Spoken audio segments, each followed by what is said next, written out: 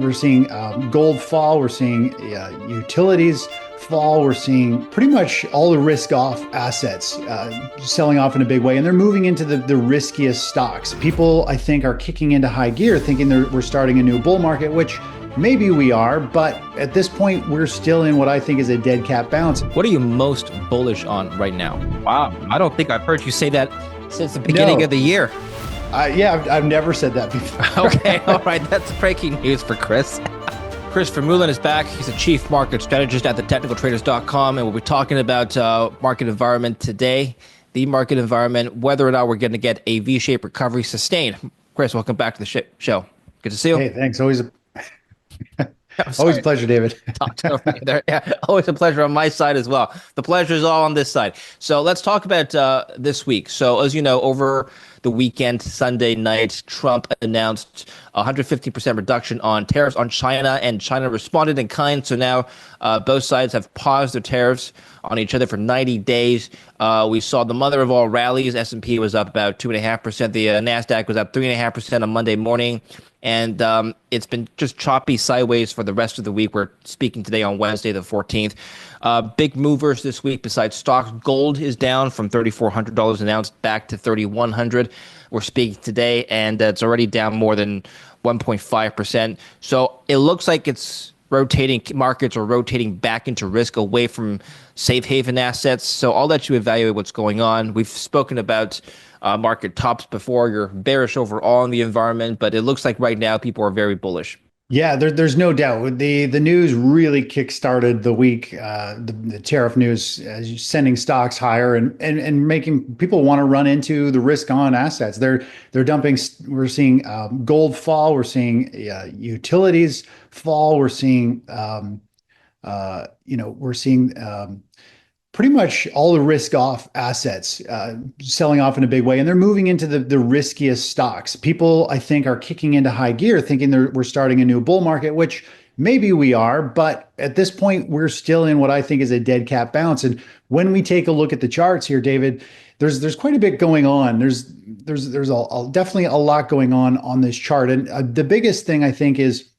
I think you and I had talked about this a few weeks ago, is that I was hoping this market was going to break this pivot high that we saw back in March and hopefully see it on big news. It would probably create some type of short squeeze of people who are bearish are going to want to cover, and it's going to get people really bullish. And that is exactly what you just said, is people now have gone from a bearish tone to a very bullish tone. And now suddenly the script has changed. Everybody who's thinking the markets were going down, or now all we're hearing is V-shaped bottom, new bull market has started. People are moving into the riskiest sectors. And I have a hot list that I keep track of. And what's interesting, if we look at the hot list, this is yesterday, all of the top performers ranked going forward are all the risky stocks, the ARK ETF, solar, Bitcoin, semiconductors, oil and natural gas exploration. We've got all of these very lucrative sectors. And when people pile in to all of these at the same time and they start to outperform and they work their way up this list,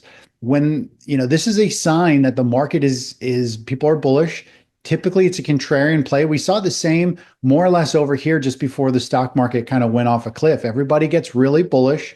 Typically, you need to break some previous pivot highs. So the market came up and it broke a little bit of a high here. We saw small caps and micro caps and aggressive stocks do well. And everybody piled in just before it sold off. And now that's kind of where we're at again.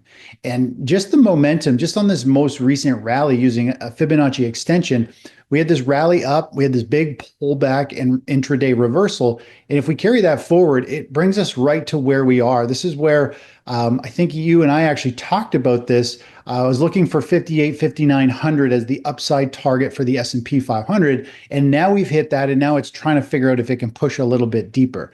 So the trend has kicked up into an upward trend. But in the grand scheme of things, I still think this is a big bounce and rally within a bear market. Now, we just have to wait to see if it rolls over or if we make new all-time highs. But from this standpoint, this is still a bounce, and it's sucking investors and traders in just before it's probably going to roll over, and I think head a whole lot lower. What is a dead cat bounce per technical definition? Does it not have to be followed by a downturn, which is we've had a bit of a rally since the beginning of, or mid-April. So it's been a couple of weeks now, Chris. Yeah, well, a dead cat bounce can be pretty darn big. I mean, if we go back and take a look at the long-term investing chart of the S&P 500, and we just go back to this is the weekly chart of the S&P 500. Now we saw the market break down. This was in 2022.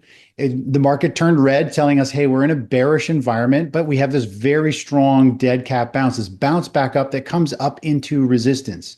And so a dead cat bounce is a bounce up. It's also known as a bear market rally.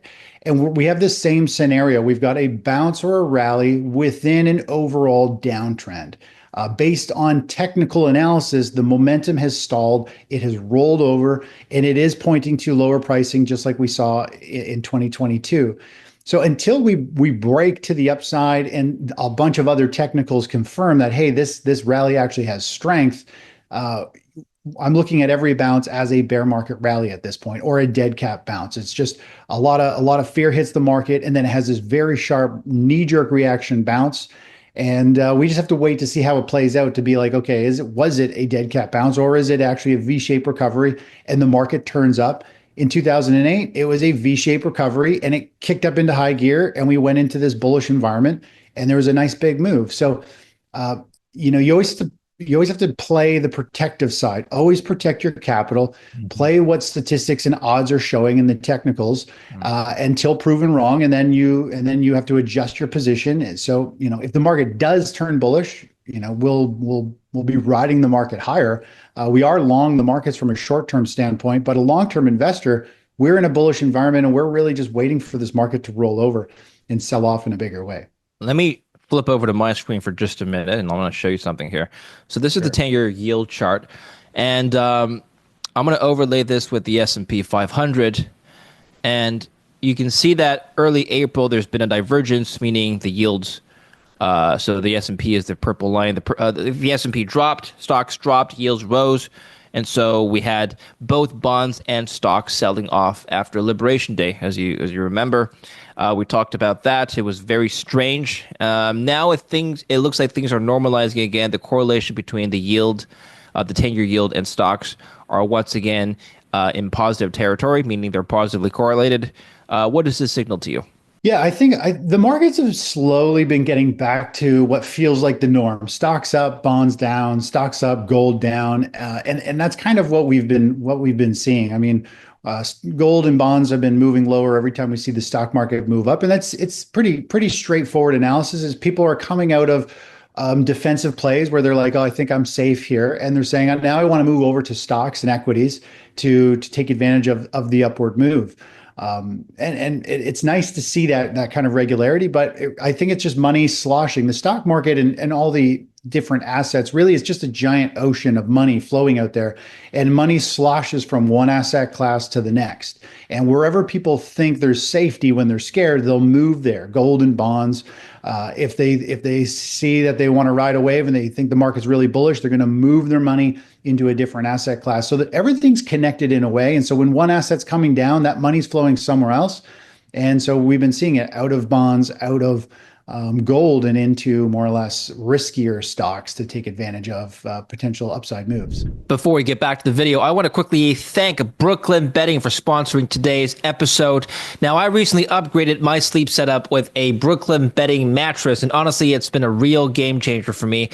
I went through their sleep quiz. It only takes a couple of minutes, and it matched me with the Aura Lux in queen size. The results line up perfectly with what I was looking for. Now, I'm a side sleeper, so finding the mattress that supports the way I sleep was a big deal for me. Since switching, I've been falling asleep faster, sleeping more consistently through the night, and waking up without the usual stiffness I was used to dealing with before. And honestly, it's a very, very comfortable mattress.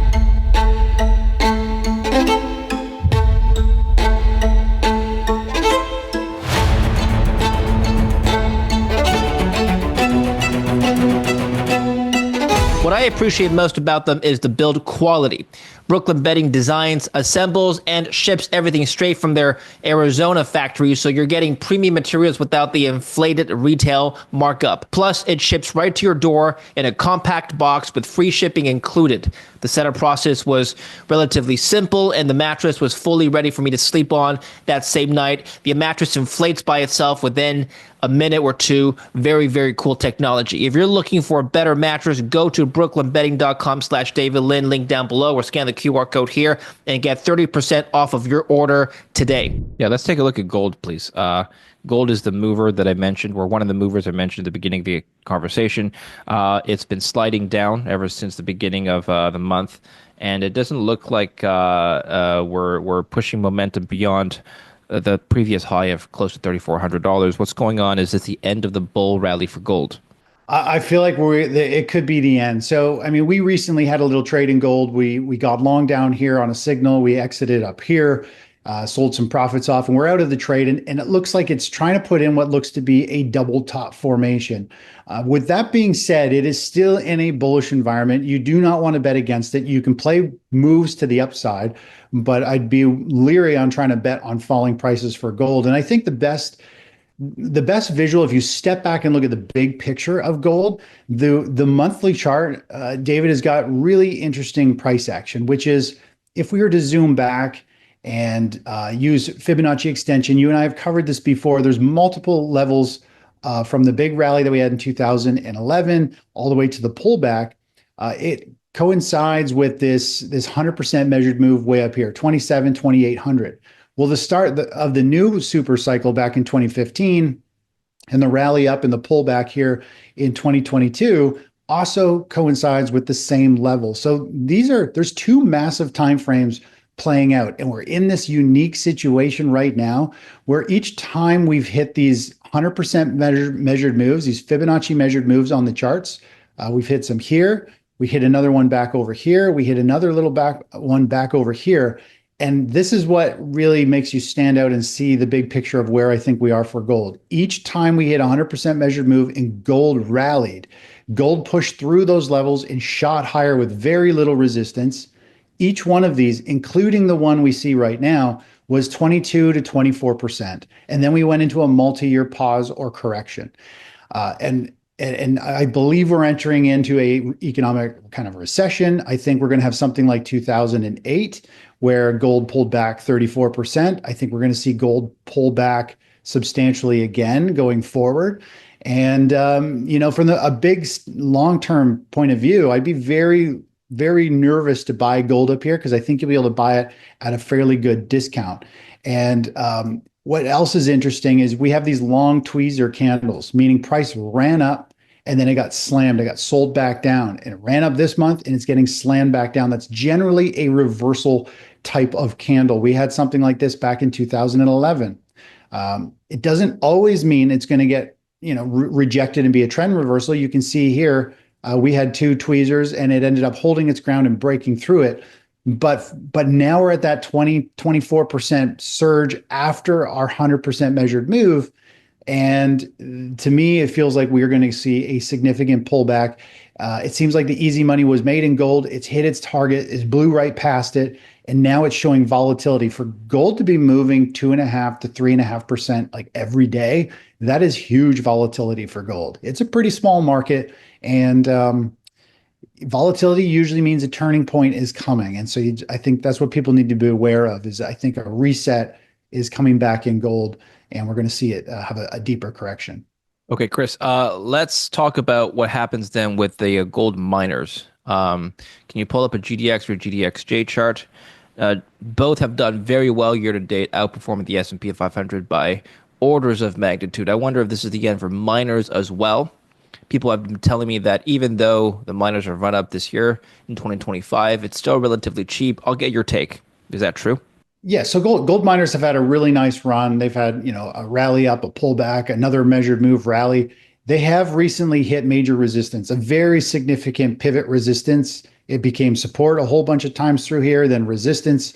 So there is no doubt, it's hit its move. It has more, I think, as well topped with gold hitting resistance.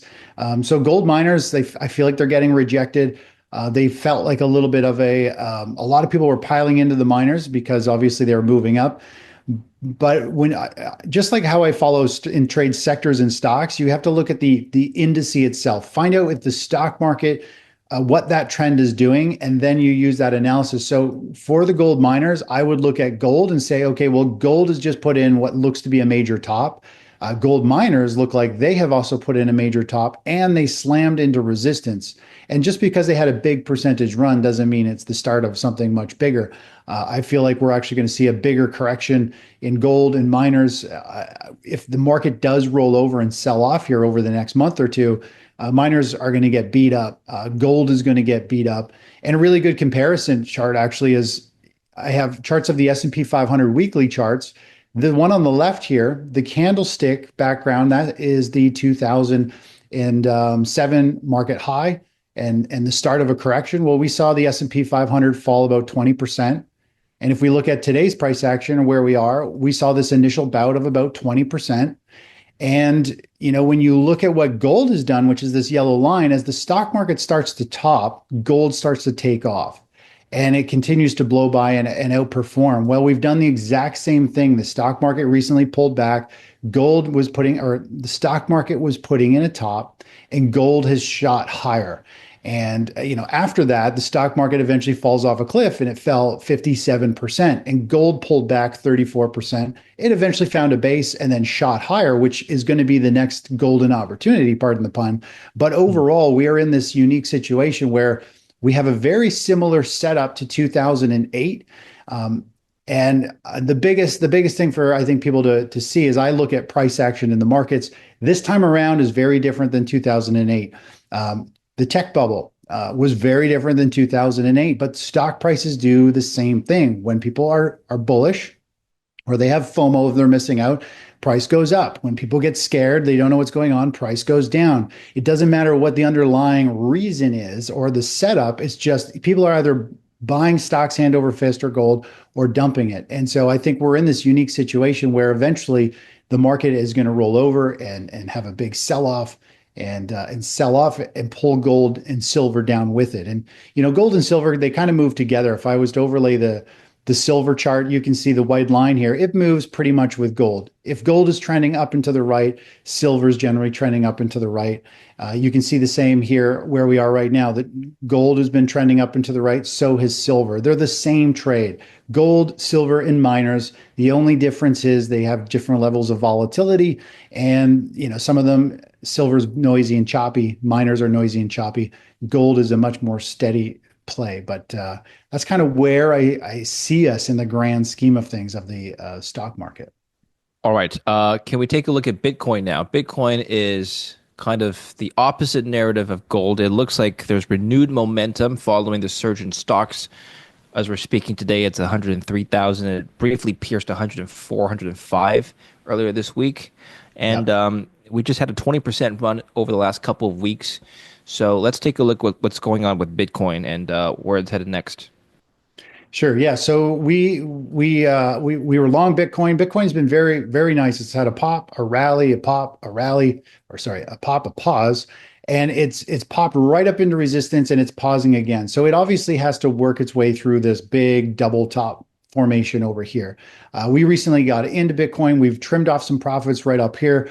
Now it's like we just have to wait to see if we're going to get follow through. If the stock market rallies in the NASDAQ, we're probably going to see silver pop and run fairly dramatically. The monthly chart shows $135 per Bitcoin, which is a fairly significant move from where it is right now.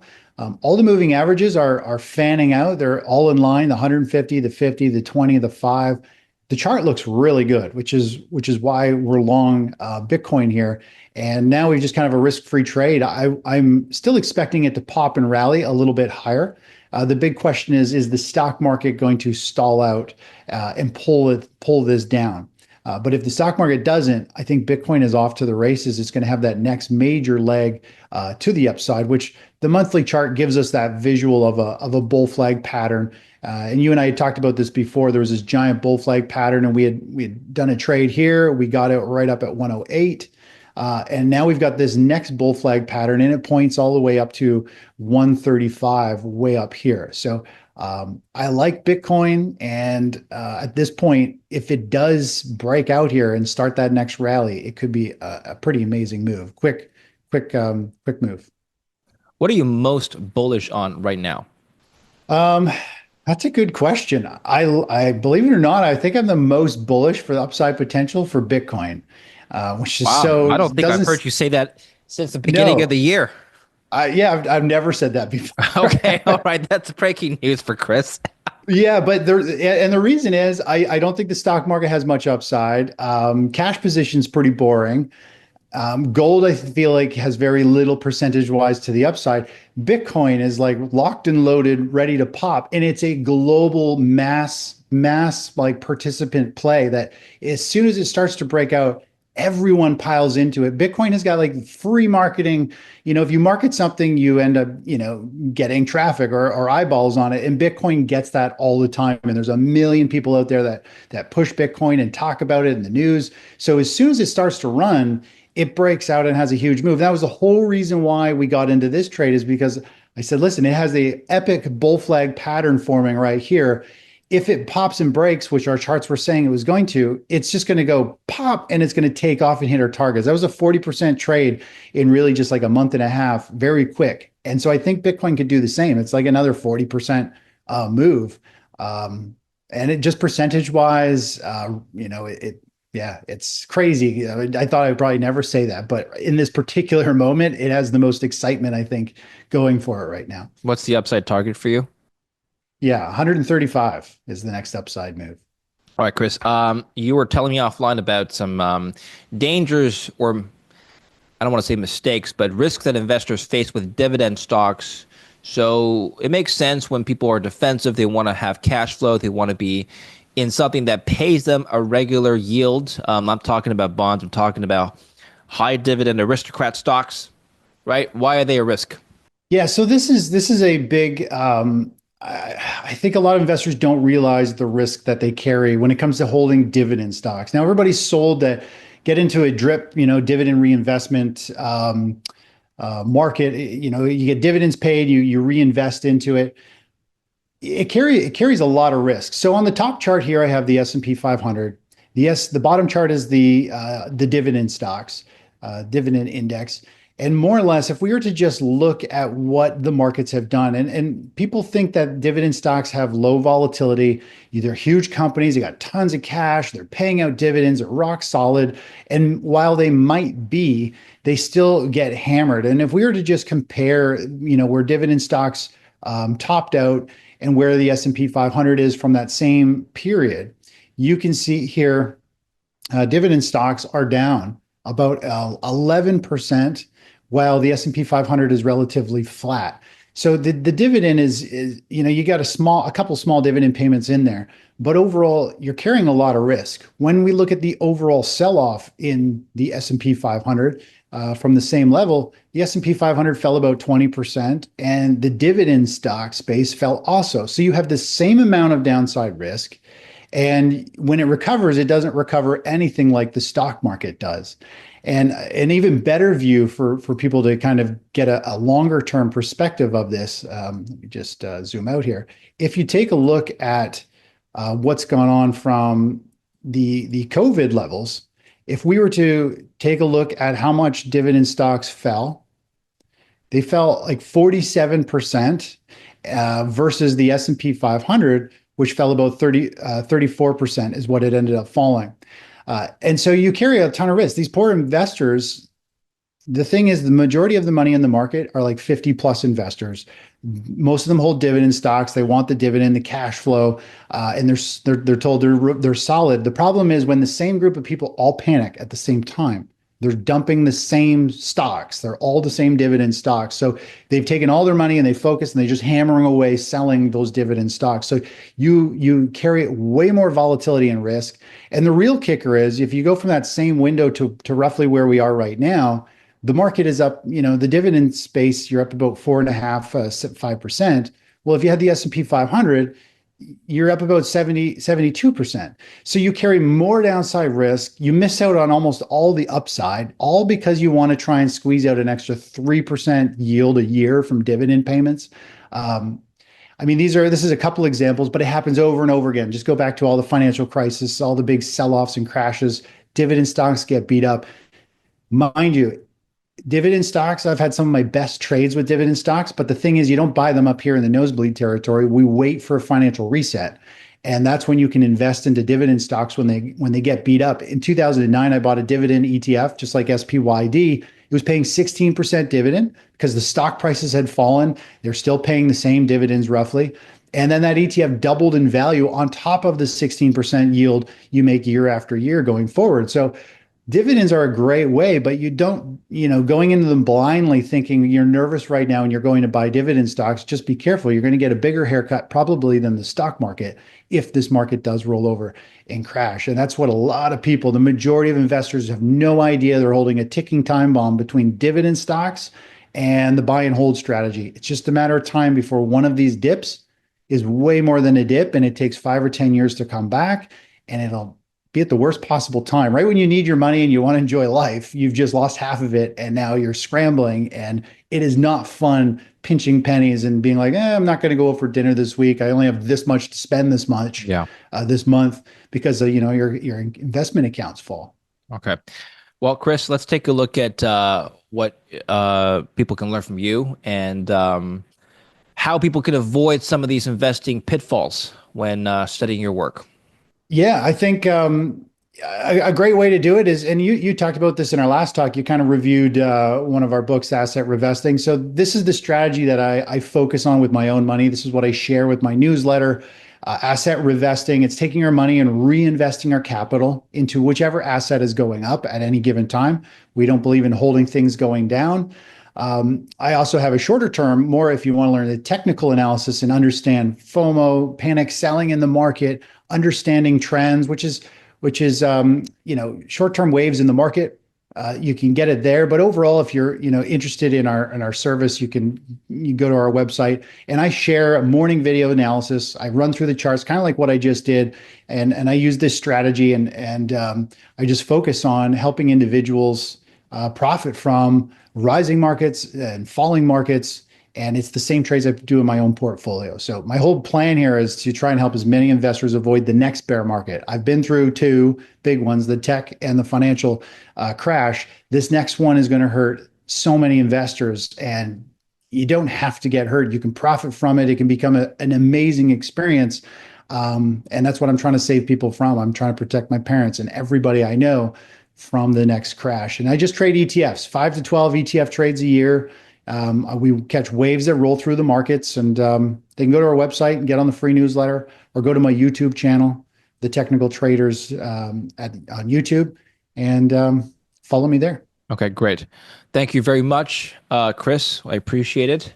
We'll put the links down below so you can follow Chris's work. We'll speak next time, Chris. Thanks, David. Always a pleasure. Thank you for watching. Don't forget to like and subscribe.